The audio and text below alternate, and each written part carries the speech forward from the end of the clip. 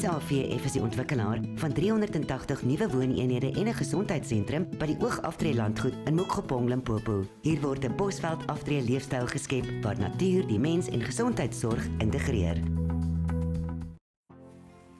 Wel, is nou weer 'n keer daai tyd van die jaar en dit is wanneer loononderhandelings gedryf word en natuurlik wil die arbeidsorganisasie baie hoë loonverhoging sê en die besighede in die land wil dit natuurlik so laag as moontlik hê en die realiteit is die Suid-Afrikaanse ekonomie doen baie swak en as jy die besighede te hard druk is dit jammer, dan gaan baie besighede net eenvoudig hulle deure toemaak. Maar hier's 'n paar baie belangrike syfers dink ek. Die een is dat ons het die inflasiesyfers gesien in Februarie presies 3%, Maart reken ek so 3,5% rond of so, maar in April kom die groot skok. En die April se syfer gaan seker 4,5-5% en die volgende maande daarna. So dit is baie hier in 5% rond. Wat heel wat hoor is daar die inflasie mikpunt van 3% van die Suid-Afrikaanse Reserwebank.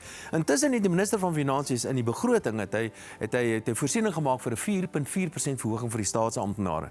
So dit beteken indien die inflasiekoers wel so 5% rond is, dan beteken die staatsamptenare gaan minder kry as die inflasiekoers.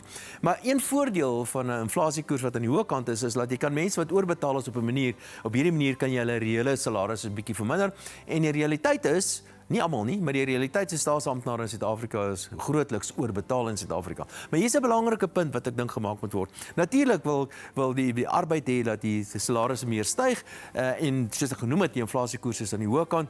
Die probleem is dat die Reserwebank gaan baie noukeurig kyk na hierdie loonverhogings. En die loonverhogings en lone is 'n baie belangrike drywer of loonverhogings baie belangrike drywer van inflasie. En indien hierdie loonverhogings heelwat meer as 3% is, dit gaan dit natuurlik bydra tot addisionele inflasiedruk in die ekonomie en waarskynlik gaan dit daartoe bydra dat inflasieverwagtings ook aan die styg is.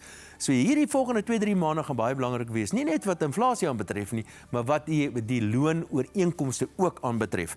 En ek is bevrees indien ons te veel loonverhogings gee gaan die Reserwebank dit sien en dan kom daar rentekoersverhoging wat ek in elk geval dink gaan gebeur. Verwag 2 keer 25 basispunt verhoging oor die volgende 4 maande.